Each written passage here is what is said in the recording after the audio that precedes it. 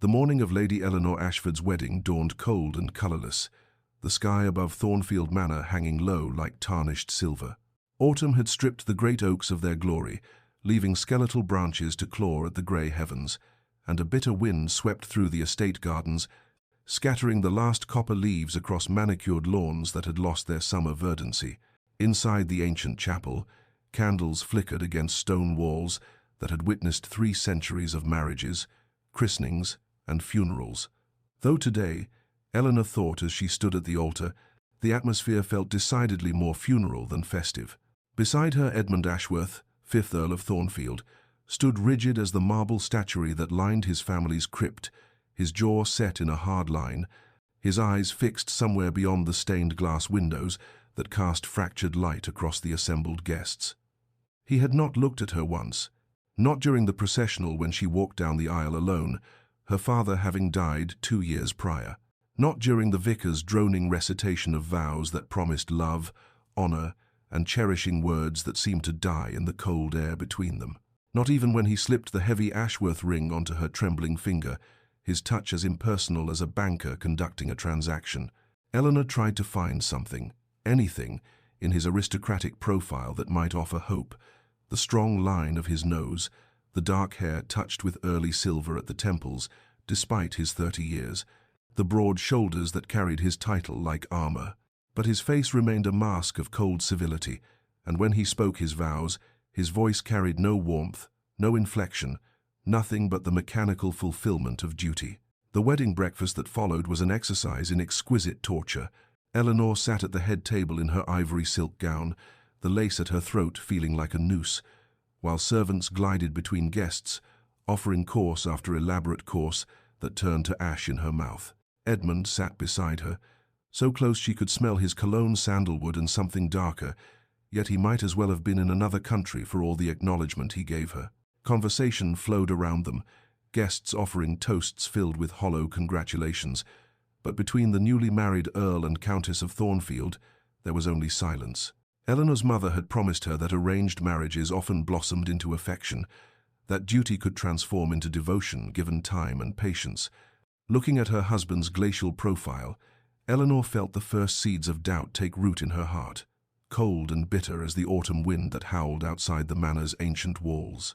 But before our lover's fate is revealed, subscribe so you never miss a chapter of romance and scandal. Now, let's begin. Eleanor woke on her first morning, as the Countess of Thornfield, to find the other side of the bed undisturbed, the pillows still perfectly arranged, the coverlet smooth as fresh snow. She had spent her wedding night alone in the vast Countess's chambers, listening to the clock in the corridor chime away the hours while she stared at the canopy above her bed, her trousseau nightgown feeling like a mockery against her skin. When her lady's maid finally entered with the morning chocolate, the girl's eyes were averted, her hands trembling as she helped Eleanor dress not in one of the beautiful day gowns from her wedding trousseau, but in a simple travelling dress of dark green wool. "His lordship requests your presence in the library, my lady," the maid whispered, and Eleanor descended the grand staircase with dread pooling in her stomach like cold water. Edmund stood by the library window, his back to her, hands clasped behind him in a posture she was already learning meant dismissal. "You will leave for Willowmere within the hour," he said without preamble, without turning to face her. "The carriage is being prepared. Mrs. Dawson, the housekeeper, and a minimal staff are already in residence. You will find everything you require there." Eleanor's voice caught in her throat. "I don't understand. Willowmere? But I thought—" "You thought incorrectly," he interrupted, his tone flat as December ice. "Willowmere is a perfectly respectable estate. You will be comfortable there. I have business in London that requires my attention." He finally turned, and for a moment, Eleanor saw something flicker in his grey eyes. Was it guilt? Regret? But it vanished so quickly she might have imagined it. "This is how it will be," he said, and those 5 words fell like a judge's gavel, sealing her fate. The journey to Willowmere took 6 hours through increasingly remote countryside, and with each mile, Eleanor felt herself travelling further, not just from Thornfield, but from every dream she had harboured, however small, of making something bearable from this arranged marriage. She had not expected love, she was not such a fool, but she had hoped for civility, perhaps companionship, maybe even respect. Instead, She had been dismissed like a servant, banished to an estate she had never seen, separated from her husband before their marriage was even a day old. The landscape grew wilder as they travelled, cultivated fields giving way to rolling moorland, neat hedgerows surrendering to ancient stone walls covered in lichen and ivy. When the carriage finally turned up a long, tree-lined drive, Eleanor caught her first glimpse of Willowmere through the gathering dusk, a graceful manor house of honey-coloured stone, beautiful in its proportions, but heartbreakingly lonely, with only a few windows glowing with light against the approaching night. It sat in a valley surrounded by dark hills, isolated from everything and everyone, and as Eleanor stepped down from the carriage onto the gravel drive, she understood with perfect, terrible clarity that this was not a home. It was a prison, and she had been sentenced to it without trial, without crime, without even the mercy of knowing what she had done to deserve such exile. The first weeks at Willowmere passed in a peculiar suspension of time, each day bleeding into the next, with nothing to distinguish morning from afternoon, except the slant of weak autumn sunlight through windows that rattled in their frames when the wind came howling down from the hills. Eleanor discovered that the house, though structurally sound and undeniably beautiful with its high ceilings and elegant proportions, had been essentially abandoned not to ruin, but to a kind of genteel neglect that spoke of years without a mistress's attention. Dust sheets covered furniture in half the rooms, and when she pulled them away, she found exquisite pieces from another era, a pianoforte sadly out of tune, chairs upholstered in faded rose silk, escritoires with broken locks and empty drawers.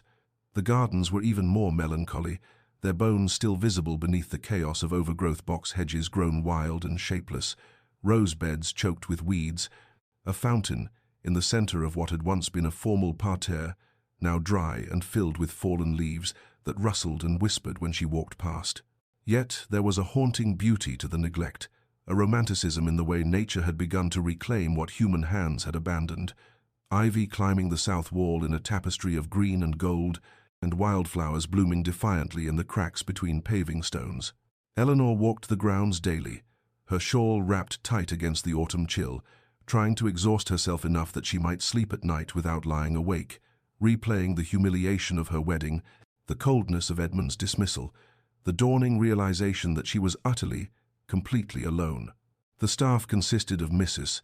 Dawson, a woman of perhaps 50 with steel-grey hair and a kind but careworn face, two housemaids who were sisters and spoke in hushed whispers, an elderly groundskeeper named Thomas who tipped his cap but rarely spoke, and a cook who sent up adequate meals that Eleanor ate in solitary silence in the small dining room, unable to bear the echoing emptiness of the grand, formal one.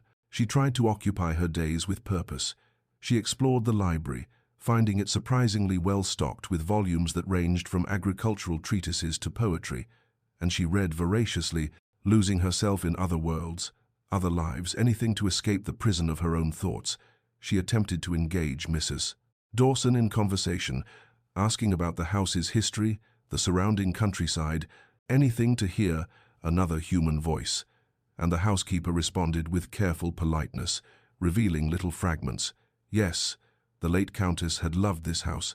No, the Earl had not visited in many years, but always maintaining a professional distance that left Eleanor feeling more isolated than before.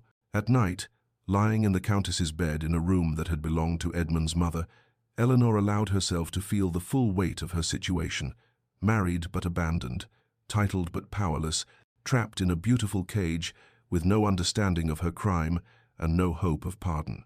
November arrived with frost that silvered the overgrown lawns each morning, and Eleanor developed a ritual that became both her salvation and her torment.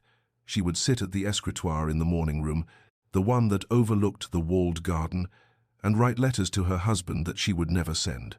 "My lord," they began, formal and proper, though sometimes in her more desperate moments she crossed that out and wrote simply, "Edmund," tasting the intimacy of his Christian name even as she knew she had no right to it. She poured everything onto the pages, her confusion at his coldness, her humiliation at being cast aside, her loneliness in this beautiful prison, her dawning anger that warred with the terrible, shameful hope that he might still come, that he might explain, that there might be some reason for this cruelty beyond simple indifference. The letters accumulated in the bottom drawer of the escritoire, sealed but unaddressed, an archive of pain that no one would ever read. To occupy her hands, if not her heart, Eleanor began working in the gardens, starting with the walled kitchen garden, where herbs had gone to seed and vegetable beds lay fallow beneath a tangle of dead growth. She borrowed Thomas's gloves and tools and spent hours on her knees in the cold earth, pulling weeds and cutting back the chaos, finding something almost meditative in the physical labor, the way her muscles ached and her hands blistered, proof that she still existed, that she could still affect something in this world even if she could not affect her own fate. As she worked, memories surfaced unbidden, her father's study in their modest manor house, the afternoon sun, illuminating the desperation in his face as he explained that the investments had failed, that they were ruined, that Eleanor's younger sisters would have no dowries, no seasons, no futures, unless something could be done. Her mother's careful campaign to secure Eleanor a suitable match, the way she had coached Eleanor to be charming but not too clever, accomplished but not too accomplished, pretty but not threatening. The night they received Lord Thornfield's offer, a earl, widowed, young and reportedly reclusive, but titled and wealthy beyond measure, and her mother's tears of relief as she held Eleanor's hands and promised that arranged marriages often bloomed into love, that duty and proximity bred affection, that Eleanor was saving her family and would surely be happy in time. Eleanor had believed her, or perhaps she had simply wanted to believe, had convinced herself that she could make Edmund care for her, that patience and devotion would thaw whatever ice encased his heart. She remembered the hope she had carried to the altar like a fragile flame, certain that once they were wed, once they were truly alone together, he would soften, would see her, would give her the chance to prove herself worthy of the title she was taking. The cruelty was not that he had married her for duty, she had expected that, accepted it, but that he could not even offer her the basic dignity of his presence, could not give her the opportunity to try. It was a grey afternoon in late November when Mrs. Dawson found Eleanor in the library, curled in a window seat with a book she was not really reading, watching the rain streak down the mullioned windows. The housekeeper brought tea without being asked, and for the first time since Eleanor's arrival, she lingered after setting down the tray, her weathered hands twisting in her apron. "Forgive me, my lady," she began, her voice careful, "but I've watched you these weeks, working in those gardens, eating alone, and I think perhaps you deserve to understand."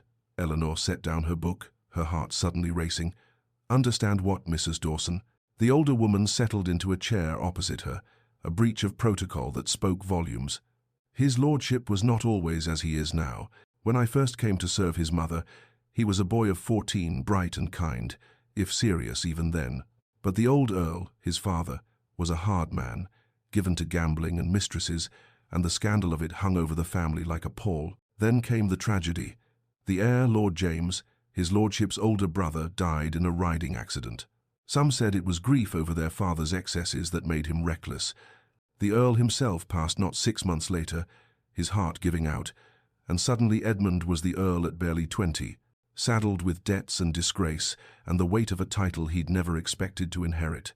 Eleanor listened, her tea growing cold in her hands, pieces of a puzzle beginning to form a picture. His mother, the Countess, she brought him here to Willowmere to recover, Mrs. Dawson continued, her voice softening with memory. This was her favourite place, away from London's gossip and her husband's ghosts. She worked these gardens herself, and for a time his lordship seemed to heal. Then he met a young woman, Lady Catherine Winters, and we all thought, she paused, choosing her words carefully, we all thought she would save him completely. They were engaged within months, but Lady Catherine, it turned out, cared more for the title than the man. When she discovered the true extent of the Earl's inherited debts, she broke the engagement publicly, cruelly, claiming she could not tie herself to a coronet that came with dishonor. The humiliation nearly destroyed him. Eleanor felt something shift in her chest, a terrible understanding dawning. And then his mother died the following winter, Mrs. Dawson said quietly. A fever, swift and merciless. After that, his lordship closed Willowmere and never returned, until he sent you here. The words hung in the air between them, heavy with meaning. Eleanor understood now, understood the walls Edmund had built around his heart, the fear that must have seized him when faced with another arranged marriage, another woman who might want only his title, Another opportunity for betrayal and loss. But understanding did not ease the sting of rejection, did not warm the cold bed she slept in alone, did not fill the echoing emptiness of this house. "Thank you for telling me," Eleanor said finally, her voice steady despite the turmoil within. "But Mrs. Dawson, I am not Lady Catherine. I never asked for this title, and I certainly never asked to be exiled from my husband before our marriage was even consummated. Whatever wounds he carries, he has inflicted new ones without giving me the chance to prove I am not his enemy." The storm struck on the 1st of December with a fury that seemed almost personal, as though the heavens themselves had taken offense at Willowmere's melancholy isolation. Eleanor was in the morning room when the wind began to howl, a low keening that rose to a shriek as rain lashed against the windows, with such violence she feared the glass might shatter. Within an hour, water was streaming through a crack in the roof above the east corridor, the ancient lead flashing, finally surrendering after years of neglect, and one of the housemaids came running to Eleanor in tears, reporting that the stable roof had partially collapsed, and Thomas was trying desperately to calm the terrified horses. Eleanor felt something crystallize within her, a clarity she had not experienced since arriving at this lonely estate. This was her house, her responsibility, and there was no one else to manage it. She gathered Mrs. Dawson and issued instructions with a calm authority that surprised even herself. Buckets and basins to catch the water, dust sheets to protect the furniture, and blankets to be brought down from the linen closet for the horses if they needed to be moved into the coach house. She pulled on her warmest cloak and ventured out into the storm herself, fighting the wind to reach the stables where Thomas, soaked and struggling, was trying to lead a panicked mare through the chaos of broken timber and driving rain. Eleanor took the horse's bridle without hesitation, speaking soft words of comfort, while Thomas secured the other animals, and together they moved all 3 horses to the relative safety of the coach house, working in tandem like soldiers in battle. Back in the main house, she found the younger housemaid, Anna, huddled in the scullery, sobbing with fear as the storm raged and the old house creaked and groaned around them. Eleanor knelt beside her, taking the girl's cold hands in her own. "Listen to me," she said firmly but gently. "This house has stood for 200 years through storms far worse than this. It will stand tonight, and we will stand with it. But I need you to be brave now. Can you help me?" The girl nodded, wiping her tears, and Eleanor set her to work sorting through damaged linens, giving her purpose to override her fear. Throughout that long night, Eleanor moved through Willowmere like a captain on a ship in rough seas, checking on her small crew, assessing damage, making decisions that would have seemed impossible to the uncertain bride who had arrived here 2 months ago. By dawn, the storm had blown itself out, leaving destruction in its wake: broken roof tiles, shattered greenhouse glass, fallen trees, flooded cellars, but everyone was safe, and Eleanor felt something she had not felt in months: useful, capable, strong. Later that morning, she sat at the escritoire and wrote to Edmund, not one of her desperate unsent letters, but a brief, factual report: the extent of the damage, the estimated costs of repair, the measures she had taken. She signed it Eleanor Ashford, Countess of Thornfield, sealed it, and gave it to the groom to post, feeling as she did so that she had crossed some invisible threshold, that she was no longer waiting for her husband to define her existence, but claiming her own authority in his absence. December gave way to the deep cold of January, and something shifted in Eleanor that she could not quite name, but felt in every fibre of her being: a quiet revolution, a turning away from grief towards something that resembled, if not happiness, then at least purpose. She stopped writing the unsent letters to Edmund, stopped checking the drive for carriages that would never come, stopped measuring her days by his absence, and began instead to measure them by what she could build in spite of it. The garden became her passion, not merely a distraction but a genuine calling. She spent hours poring over the agricultural texts in the library, learning about soil composition and pruning techniques, planning elaborate schemes for the spring planting. She ordered bulbs from a catalogue: tulips and daffodils, crocuses and hyacinths, and spent a freezing afternoon planting them in the formal beds, her fingers numb but her heart strangely light at the thought of the future colour, the promise of renewal.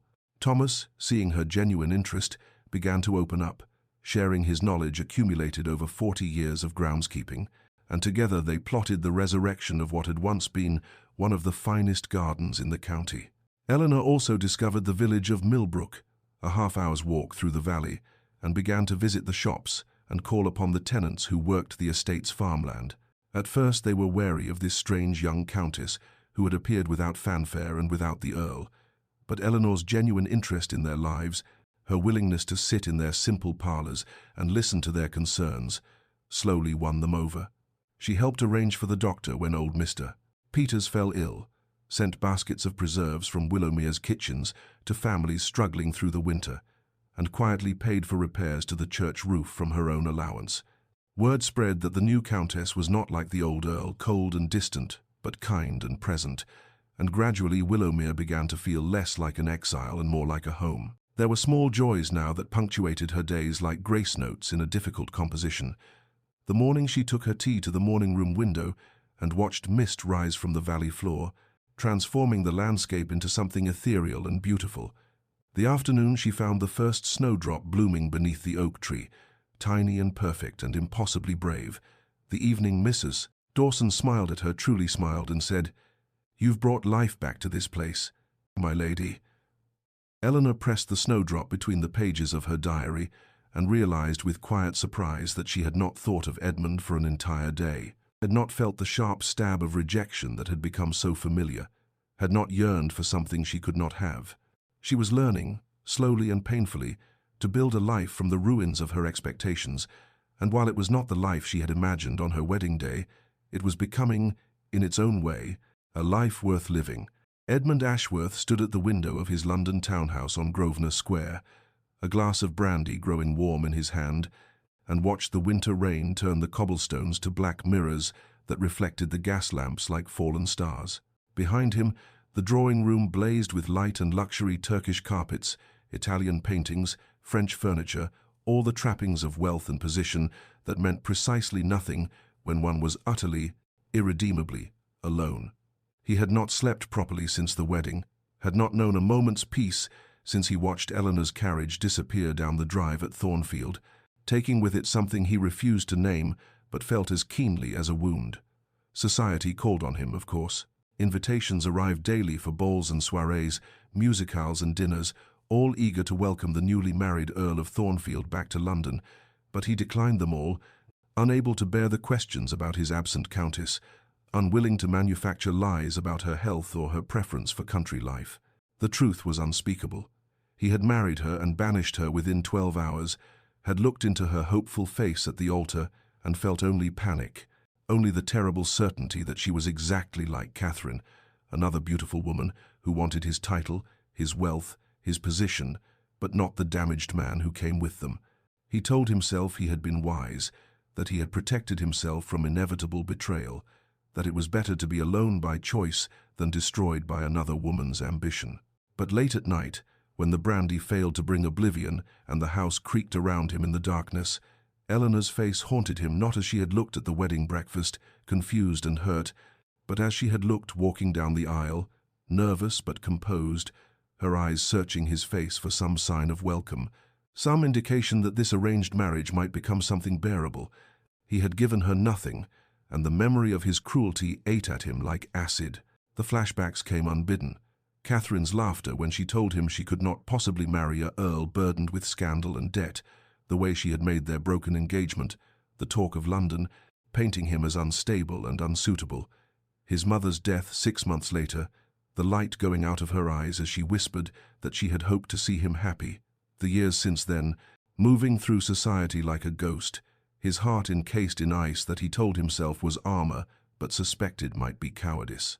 When Eleanor's letter arrived, brief, factual, reporting on storm damage at Willowmere, Edmund read it 3 times, searching between the lines for accusation or pleading and finding neither, only competent management and quiet dignity. She had not asked him for anything, had not begged him to visit or explain, had simply informed him of the situation and the steps she had taken to address it. The signature, Eleanor Ashworth, Countess of Thornfield, struck him like a blow, the name she had every right to, but he had never given her the opportunity to claim. For the first time since sending her away, Edmund felt something crack in the frozen fortress of his heart. the terrible, dawning suspicion that he had not protected himself from betrayal, but had instead committed one, that Eleanor was not Catherine, and he had punished an innocent woman for another's sins. February brought a thaw to London, but Edmund felt only the deepening freeze of his own shame as reports from Willowmere began to arrive with increasing frequency. First came a letter from Bridgeworth, his steward, and who had visited the estate to assess the storm damage and remained to compile a comprehensive report. "My lord," it began in Bridgeworth's precise hand, "I must inform you that the Countess has undertaken remarkable improvements at Willowmere. The storm repairs have been completed efficiently and under budget.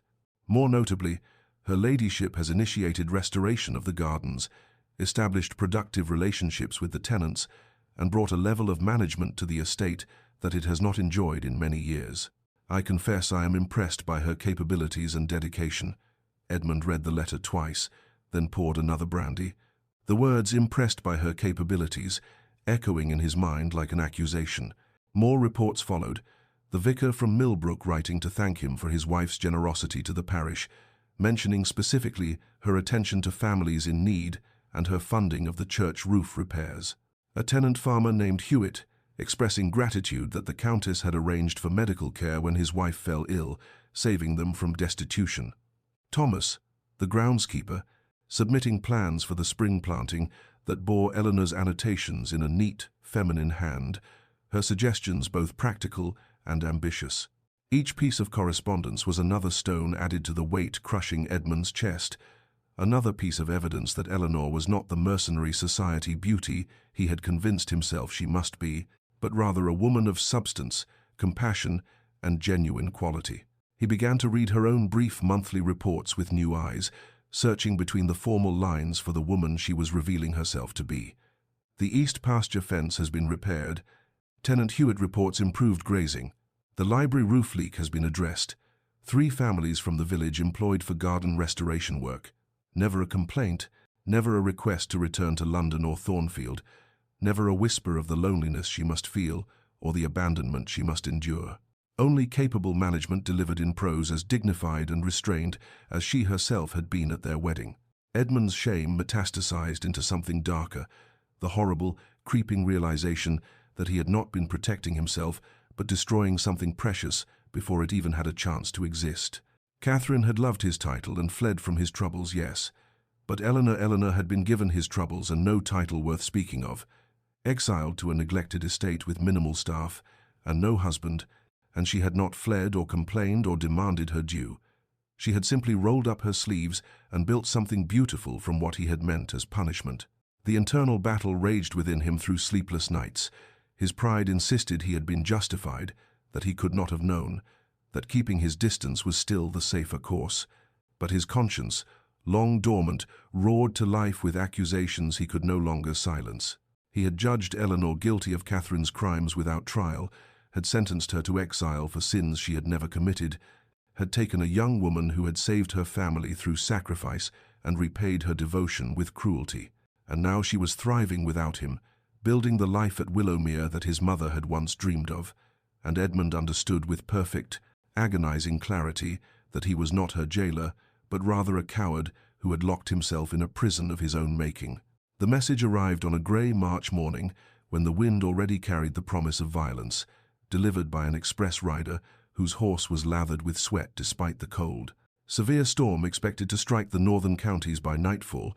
The meteorological report stated in clinical terms that did nothing to mask the danger.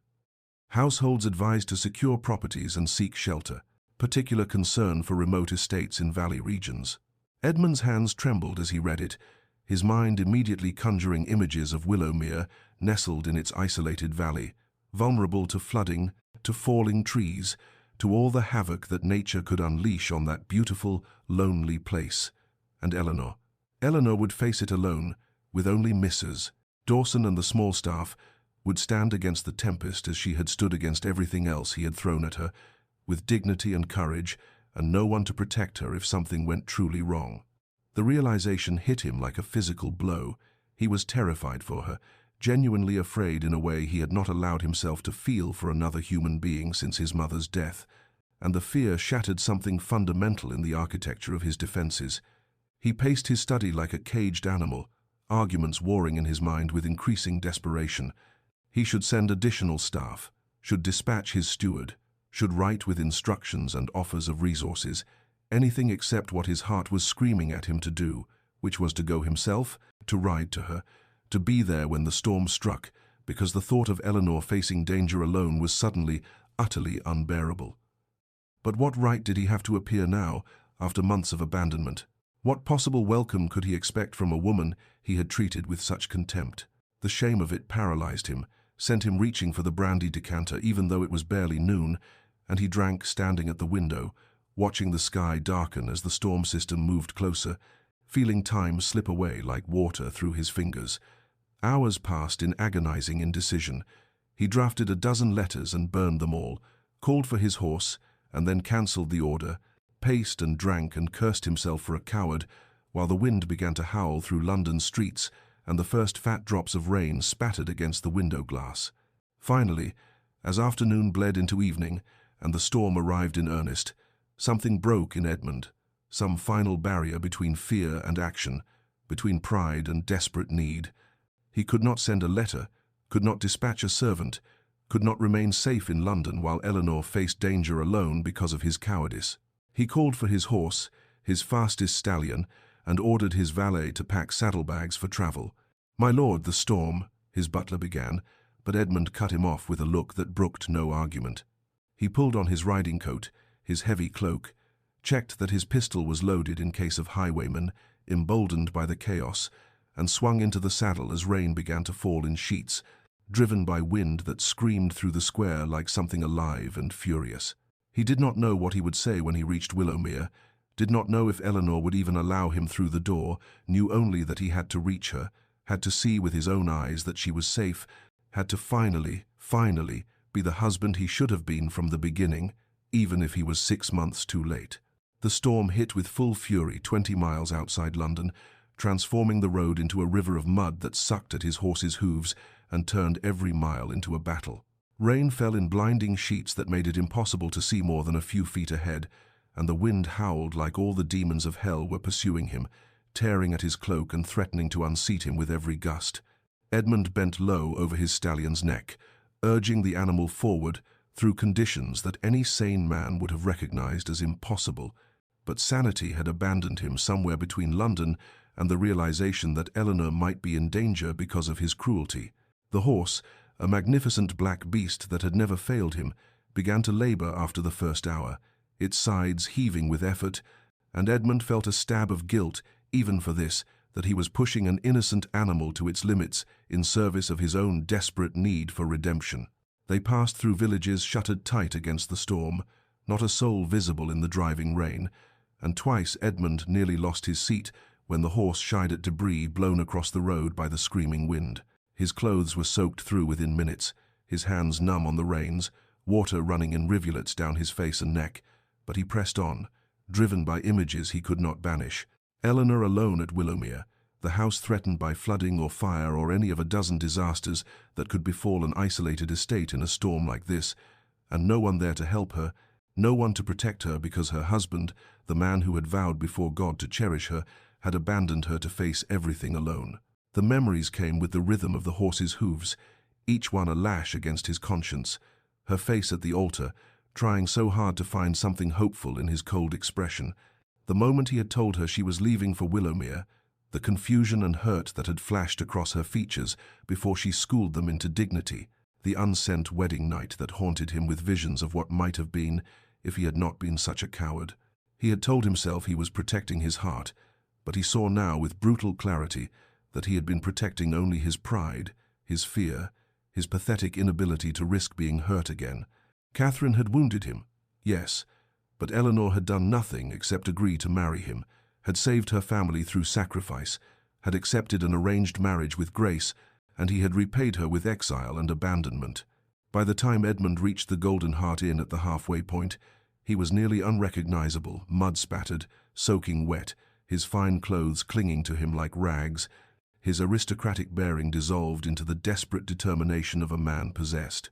The innkeeper barely glanced at him before providing a fresh horse, too concerned with securing his own property against the storm to question the wild-eyed gentleman who pressed coins into his hand and refused food or rest. Edmund remounted despite the innkeeper's warnings, despite the fact that the storm was worsening rather than abating, despite everything rational thought demanded, because rationality had failed him 6 months ago, and instinct, pure, desperate instinct, was all he had left to guide him to Eleanor. Eleanor stood in the entrance hall of Willowmere as afternoon faded toward evening, reviewing her preparations with the calm efficiency of a general before battle. The meteorological warning had arrived that morning via the village constable, and she had immediately set her household into motion with instructions honed by the experience of the December storm and refined by months of managing the estate. The shutters were secured on all the windows facing the prevailing wind. The livestock had been moved to the most protected buildings.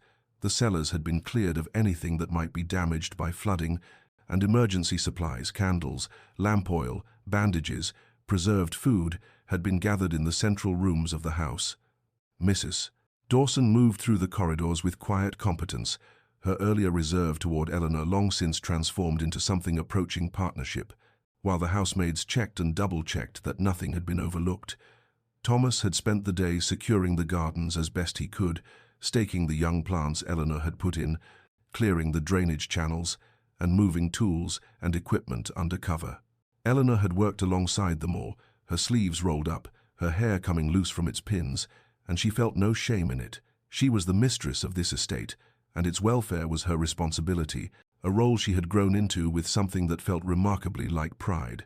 She thought of Edmund briefly as she surveyed her preparations, a fleeting consideration without the sharp edge of pain that such thoughts had once carried. He was in London, she supposed, safe in his townhouse on Grosvenor Square, perhaps not even aware that a storm threatened his neglected country estate. There was a time when this would have filled her with bitter resentment, but now she felt only a distant sadness for what might have been, and a strange gratitude for what was. She had built something here in his absence, and had discovered capabilities she never knew she possessed, had found purpose, and even a measure of contentment in the life circumstances had forced upon her. She was not the timid girl who had arrived here 6 months ago, confused and heartbroken. She was the Countess of Thornfield in more than name, and Willowmere was hers in every way that mattered, shaped by her hands and her vision into something beautiful and thriving. As darkness fell and the first gusts of wind began to rattle the shutters, Eleanor gathered her small household in the drawing room, where a fire blazed against the gathering cold. "We've weathered storms before," she told them, her voice steady and reassuring, "and we'll weather this one. Stay together, stay calm, and remember that this house has stood for 2 centuries. It will stand tonight." The words had barely left her lips when the full fury of the storm struck, wind screaming around the house like something alive and malevolent, rain hammering against the windows with such force that the glass seemed to bow inward, and somewhere in the darkness a tremendous crash announced that something, a tree, a chimney, some piece of the world torn loose, had surrendered to the tempest's rage. The second horse went lame 15 miles from Willowmere, stumbling on the treacherous road and nearly throwing Edmund before he managed to pull the animal to a shuddering stop. He dismounted in the driving rain, his boots sinking into mud up to his ankles, and felt along the horse's foreleg to confirm what he already knew: a pulled tendon, possibly worse, and the beast could carry him no further without risking permanent injury. Edmund stood in the middle of that god-forsaken road, rain pouring down his face, and for a moment the sheer impossibility of what he was attempting threatened to overwhelm him. He was still miles from Eleanor. Night had fallen completely. The storm showed no signs of abating, and he was alone on foot in conditions that could kill a man through exposure alone. Then he thought of her facing this same fury without him, and he started walking, leading the limping horse behind him, his legs burning with effort as he pushed forward through mud that seemed determined to drag him down into the earth. After what felt like hours but was probably less than one, he spotted a light through the darkness, a farmhouse, shuttered against the storm but showing a glow from within that promised warmth and possibly salvation. He pounded on the door until a grizzled farmer opened it, taking in Edmund's disheveled appearance with wide eyes. "I need a horse," Edmund said without preamble, his voice hoarse from shouting over the wind. "I'll pay whatever you ask. My wife is at Willowmere, and I have to reach her."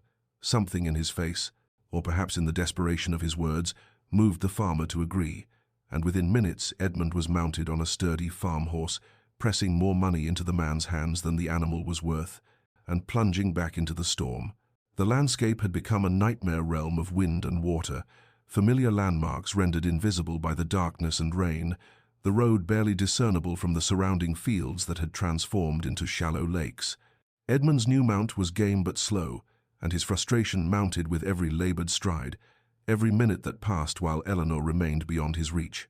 He pushed the horse harder than was wise, and when they crested a hill where the wind hit with renewed fury, Edmund felt himself sliding sideways in the saddle, his numb hands losing their grip on the reins, and then he was falling, hitting the ground hard enough to knock the breath from his lungs and send pain shooting through his ribs.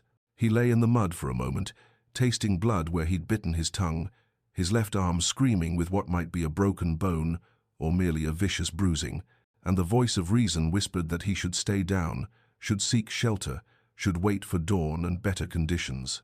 But Eleanor's face rose before him, not cold or accusing, but simply as she had been at their wedding, hopeful despite everything, trying so hard to find something worth loving in him, and he forced himself to his feet, caught the horse's reins, and pulled himself back into the saddle through sheer force of will. The self-loathing that had been building for months crystallized into something pure and terrible. He had done this to her, had taken her hope and crushed it, had sent her away to face everything alone, and if he died on this road trying to reach her, it would be no more than he deserved. The pounding on Willowmere's door came near midnight, frantic and irregular, barely audible above the storm's fury, but insistent enough that Eleanor heard it from the drawing room, where she sat with Mrs. Dawson, listening to the wind trying to tear the house apart. She rose immediately, taking a candle despite the housekeeper's protest, some instinct she could not name driving her toward the door with her heart suddenly racing. When she pulled it open against the force of the gale, the sight that met her eyes seemed impossible, hallucinatory. A man, barely recognizable as human beneath the layers of mud and rain, swaying on the threshold with one hand braced against the doorframe as though it alone kept him upright. For a heartbeat she did not know him, and then recognition struck like lightning. Edmund, her husband. Here. His face was deathly pale beneath the grime, his clothes torn and soaked through, his left arm held at an odd angle against his ribs, and his eyes were wild and desperate, and fixed on her face with an intensity that made her breath catch. "Eleanor," he managed, his voice a rasp that was barely audible over the storm, and then his legs buckled, and he would have fallen if she hadn't dropped the candle and lunged forward to catch him, her arms going around him instinctively, despite the shock that roared through her mind like its own tempest. "Mrs. Dawson," she cried, and the housekeeper was there in an instant, helping her half-carry, half-drag Edmund into the entrance hall and kick the door shut against the wind. They lowered him into a chair, and Eleanor found herself kneeling before her husband, her hands trembling as she pushed the wet hair back from his forehead, checking for fever, for signs of serious injury, beyond the obvious exhaustion and exposure. His breathing was labored, his skin cold as ice, and when she carefully probed his left arm, he hissed in pain through clenched teeth. "What were you thinking?" she whispered, though whether she was asking him or herself she could not say. "Traveling in this storm, you could have been killed." But the words died as Edmund's hand suddenly caught hers, his grip weak but desperate, and he looked at her with such raw emotion that her anger and confusion evaporated like mist. "Had to reach you," he managed. "The storm couldn't let you alone." Mrs. Dawson brought blankets, hot water, bandages, and Eleanor worked with hands that had grown steady through months of managing crises, stripping away Edmund's ruined coat and shirt to reveal bruised ribs and the arm that was swelling but mercifully not broken. The silence between them was charged with everything unsaid, 6 months of absence and hurt and transformation, filling the space where words should be. Eleanor cleaned the mud and blood from his skin with careful, gentle touches, her face a mask of concentration that hid the storm raging inside, her shock that he was here, confusion about why, anger at the danger he'd risked, and beneath it all, something she refused to name that felt dangerously like hope. Edmund watched her through half-closed eyes, too exhausted to speak but unable to look away, and when she bound his ribs with steady hands, he shuddered not from pain but from the first tender touch he had felt in longer than he could remember.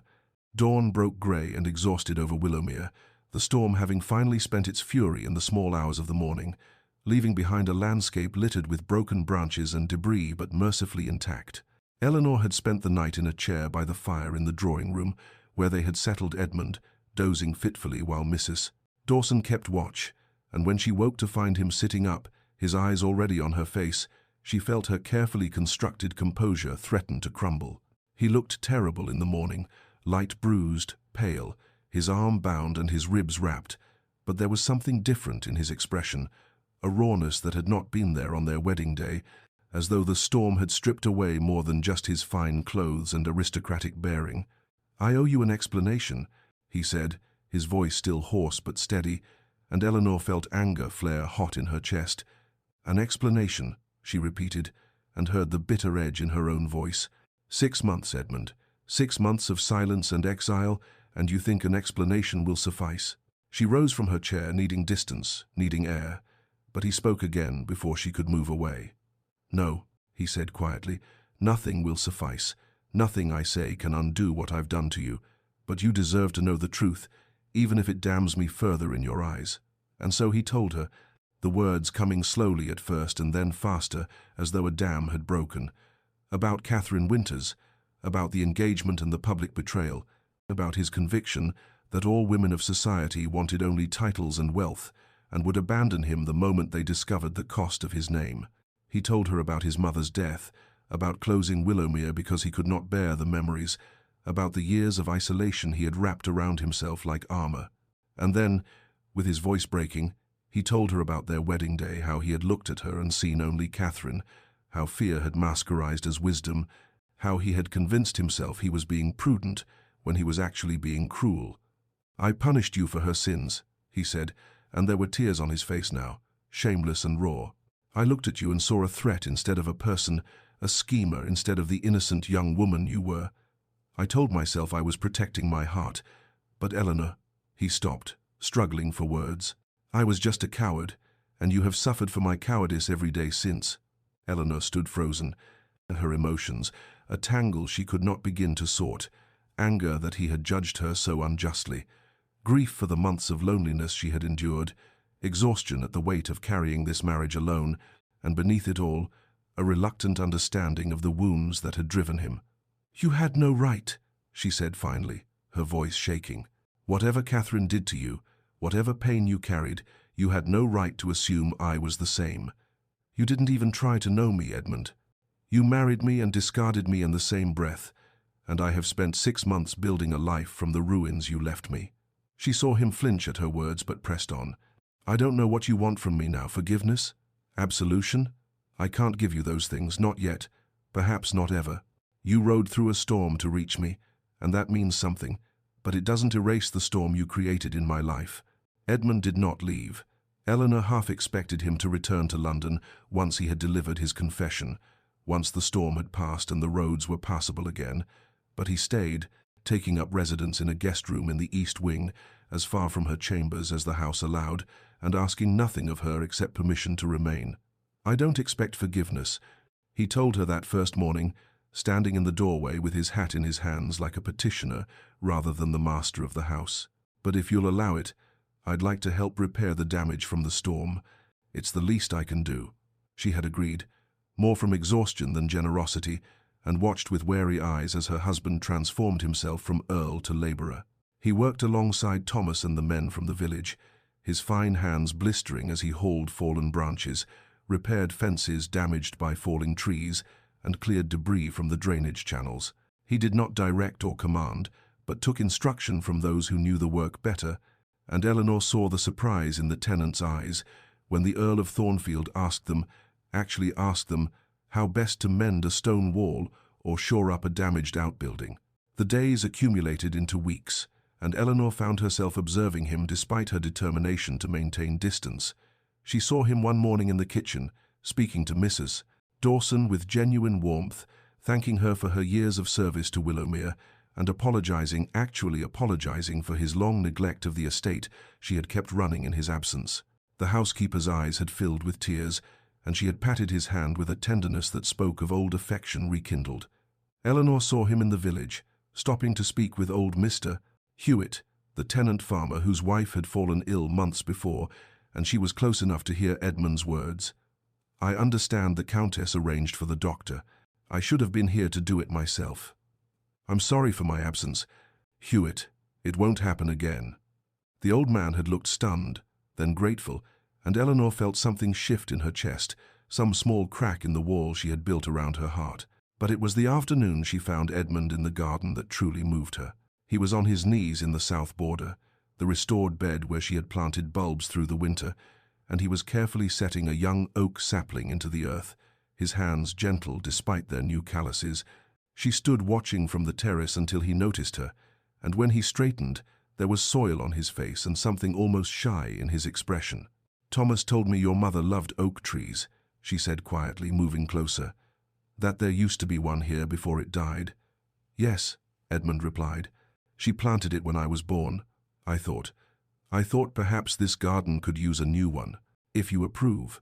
Eleanor looked at the sapling, at the care with which he had positioned it, at the vulnerability in his eyes as he waited for her response, and felt the wall around her heart crack a little wider.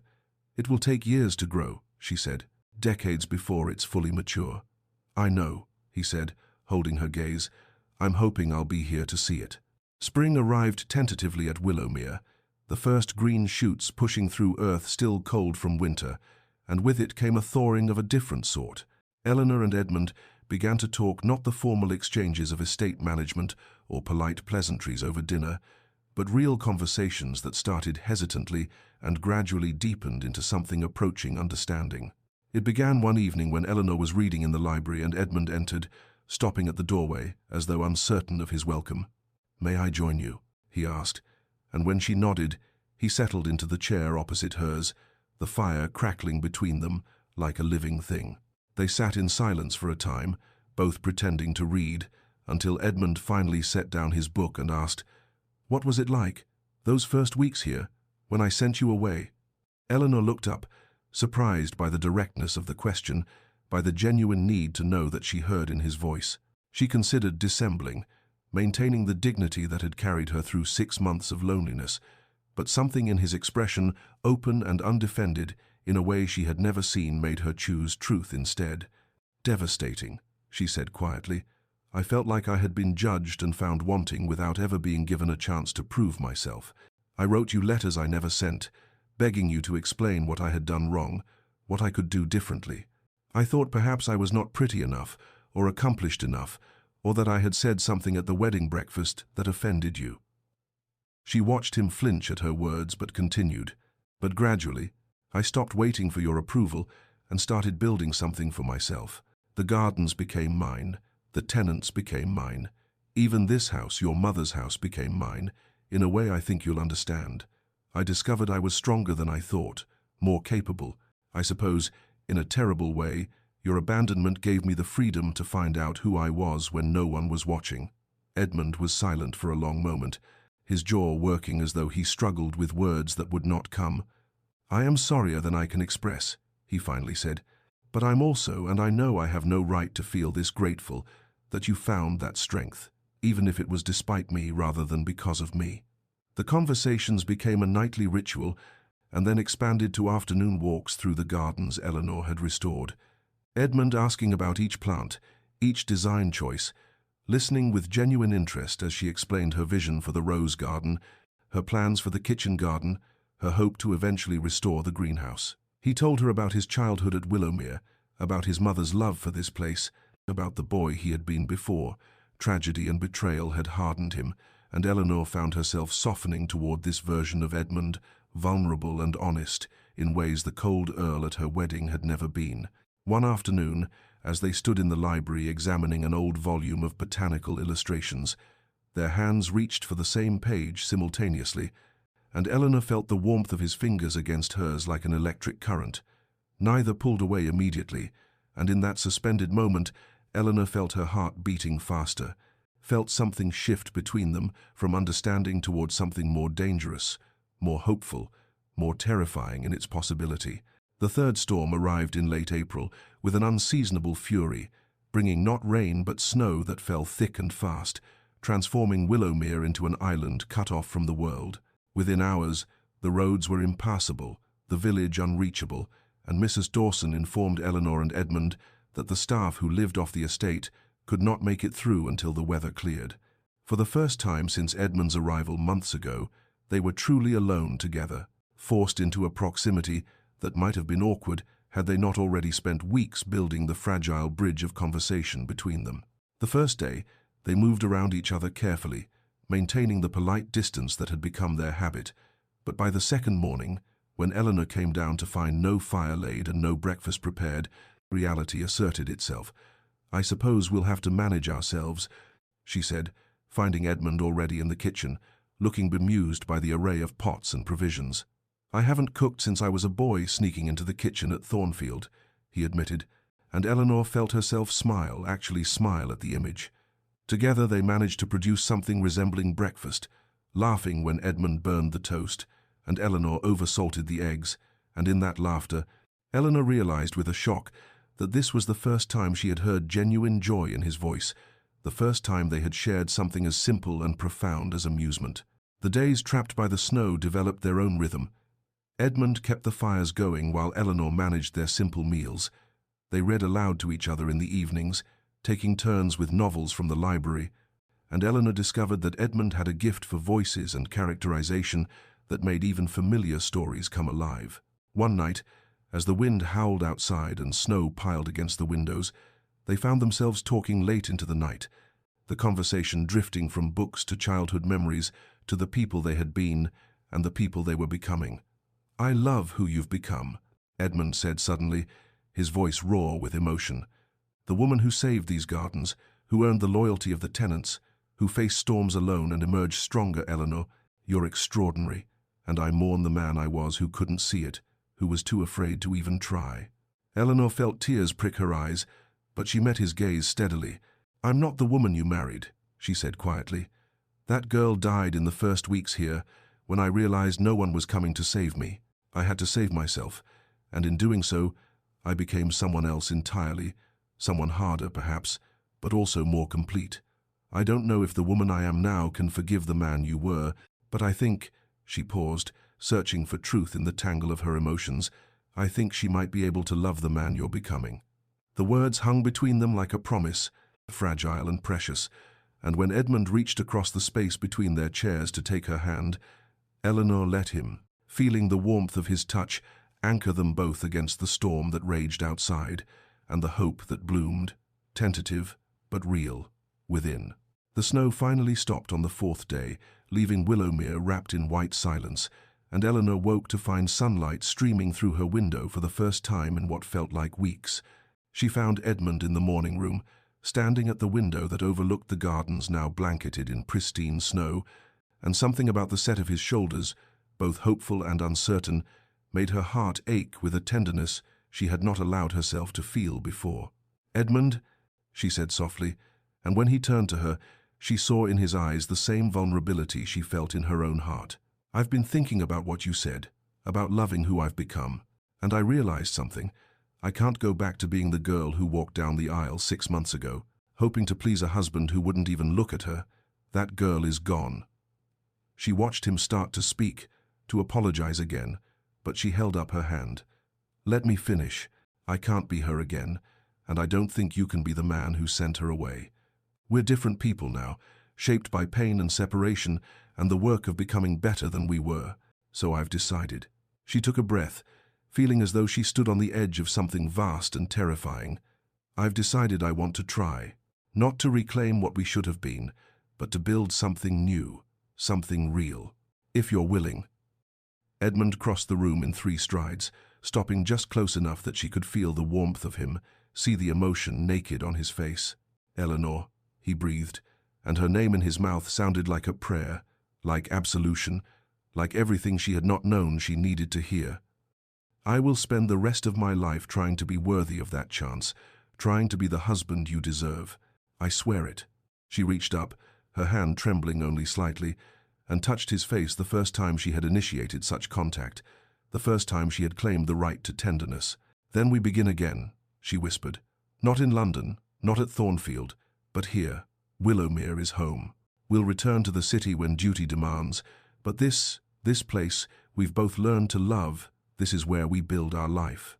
Edmund's hand came up to cover hers against his cheek, and then he was leaning down, his intention clear in his eyes, giving her time to refuse, to pull away. But Eleanor rose on her toes to meet him, and when their lips finally touched, it was gentle and tentative and nothing like the cold, perfunctory kiss they had shared at the altar. This kiss was a promise, a beginning, a recognition of all they had survived to reach this moment. When they finally drew apart, both breathing unsteadily, Edmund rested his forehead against hers. "I will be honest with you," he said softly, "even when it's difficult. I will be brave enough to be vulnerable, to let you see all of me, the broken parts and the healing ones. And I will choose you, Eleanor, every single day for the rest of my life." "And I will choose you," she replied, her voice steady despite the tears on her cheeks. "Every day. We'll build this together."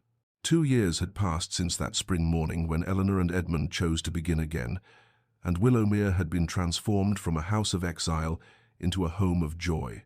The gardens bloomed in riotous color roses climbing the south wall in cascades of pink and cream, the formal beds alive with tulips and peonies and lavender that scented the air like perfume, and in the center of it all, the young oak tree Edmund had planted grew strong and straight, its branches already beginning to spread toward the sky.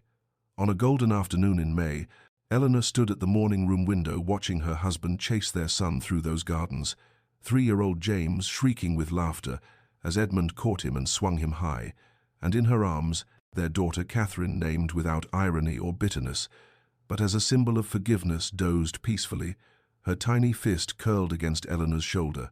This was happiness, Eleanor thought, not the dramatic, sweeping kind she had once imagined in her girlish dreams, but something deeper and more precious, the daily choice to love, to forgive, to build something beautiful from broken foundations.